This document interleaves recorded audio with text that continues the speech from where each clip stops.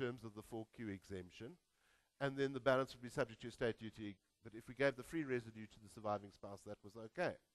This has caused problems when there's not much more than 3.5 million around, because the spouse is then in a position to attack the provident fund or pension fund or even the estate for maintenance. So now what we are doing is we're saying, hang on, there's a different way. Let's put everything together and say how it's changed. And today we are saying, call your kids around and we say, this is the new approach to estate duty. You take your market value of your estate. You say 4Q to the kids because we're giving it all to the spouse. Okay, that's section 4Q. And you can speak to mom later if she doesn't remarry.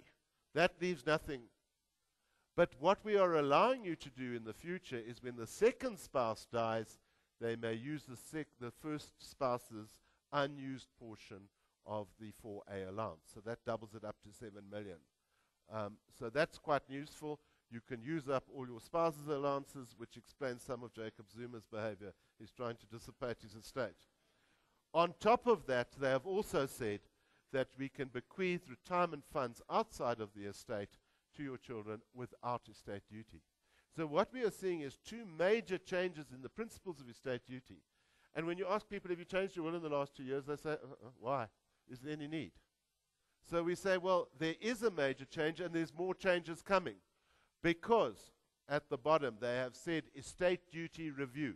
There's very much a sentiment in yesterday's budget that estate duty and donations tax are on their way out finally once and for all. But before you clap on that, the reason and the game that they will play is that they will undoubtedly increase the CGT inclusion rate on the individual from 25% to a higher percentage to make up the 1 billion or so in lost revenue. But I do hope that very few of us are going to pay estate duty. Apart from that, site is finally gone, dead and buried. That's an old memory of Warren du Plessis. The 30,000 Rand tax-free in a lifetime is to be amalgamated with the second schedule retirement fund tables, and we will finally get rid of the averaging formula. Remember, the averaging formula acted as a barrier of market entry for CAs. If you could master that, you became a CA in the old days. Deferred compensation schemes are going to be taxed. Company cars are going to have a higher rate. Residential property developers are going to get a concession so that we don't get 14% VAT instead of transfer duty at 8% on new houses. There will be a review of the estate of the exemption on gambling, the CGT exemption on gambling. They're looking to take that out. And then we are going to have a form of amnesty, which is going to say anybody who's stuffed up can come forward and pay the tax with limited interest and no penalties. Now, that will only come in from October this year, but in the meantime, start thinking about it. I'm sure that if you had a major problem, the big thing is to get to SARS first, because if SARS gets there first, it won't count. So maybe, if you have got a problem and it's imminent, think about making disclosure even earlier, making a plan with SARS. On corporate taxes, the story remains the same, almost unchanged. The Trevor Manuel era suddenly said, let's be nice to companies. We need a new package which will encourage foreign investment. So, it was dropped from 30 to 29 in 2006, 5 billion gone. Then we got rid of RSC levies in 2007. That was another 7 billion gone. Do you know, I got a phone call from the Free State last year. What's this RSC levies have gone? So I said, yeah, gone 2 years ago. He says, I'm still paying them. So imagine that maybe the news will eventually filter through. 2008, we see the idea of lower STC and then bring in dividend tax, which was scheduled 1 January 2009, and we've been studying dividend tax ever since. 2 versions of it now. Yesterday they didn't mention it, okay? The problem is they can't give companies another concession at the moment. This is a 4 billion Rand concession because of the exemption to retirement funds, okay? We can't give that away now when companies are underperforming by 30 billion Rand. So what we're seeing is in 2009, we come down to the 28% tax rate, and everybody's sort of hoping we won't mention this anymore, because Vavi could stand up and say, listen, you've given them 2 drops in interest rate, a better dividend tax system, you promised us more jobs, where are they? They haven't happened. So 2010, we saw no change, And 2011, we still say the same with a effective 28% corporate tax rate. That seems pretty entrenched now. 10% STC rate waiting for dividend tax. We don't know when it's ever going to happen. The Small Business Corporation, no changes there. 57,000 is now the bottom threshold. That just gets changed with the annual tax threshold. Nothing much to say there. Very small amendments this year. The presumptive tax on turnover, this has been fascinating. It came in after an amnesty was given to 375,000 small businesses. 400 small businesses have applied for presumptive tax. And the basic reason is that nobody seems to want to understand it. And when you explain it to a lot of small businesses, they do take it up.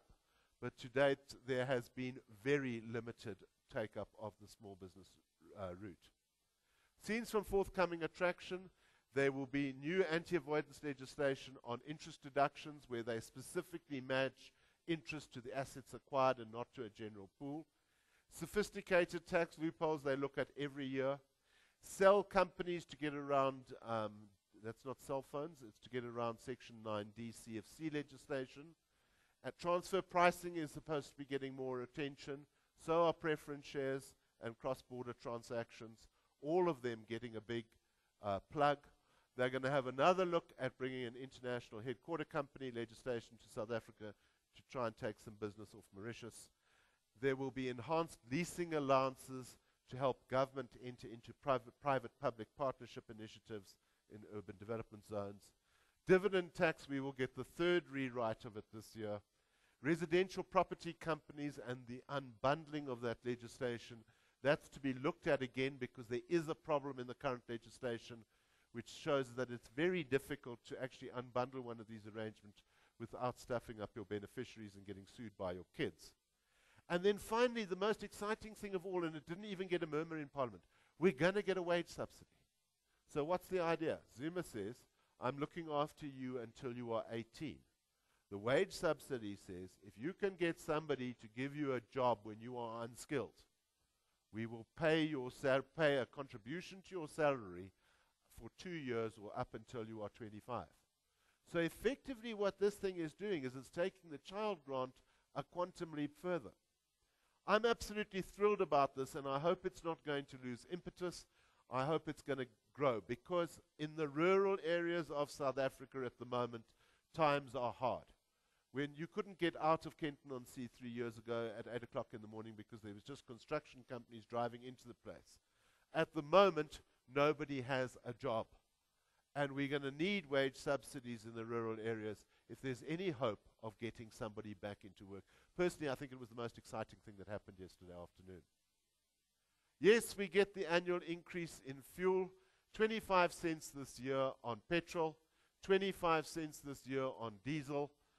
It's not the biggest increase we've ever seen. Mind you, one has to ask the question, should we have been getting an increase at all? Because the oil price has dropped, and this is supposed to be a percentage of the price at the pump.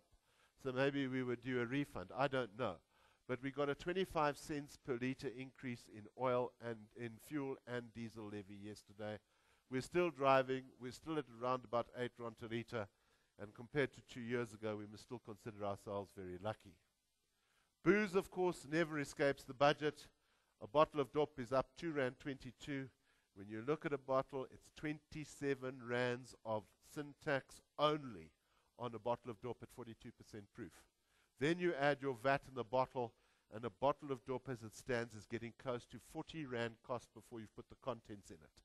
It's becoming incredibly expensive to DOP. And then, of course, the beers, 6 cents a year is pretty much standard. So it's 85 cents ex-VAT every time you hear a beer open. But if you go lightly on a bit of traditional beer, that's still the taxpayer's choice. There's tax evasion inherent in drinking lousy beer. But anyway, we'll see how we go. Cigarettes, we are up. Don't expect any sympathy. 8.94 rand a pack. It went up by about 6 cents a cigarette yesterday. With VAT, we are approaching 11 rand a packet tax only.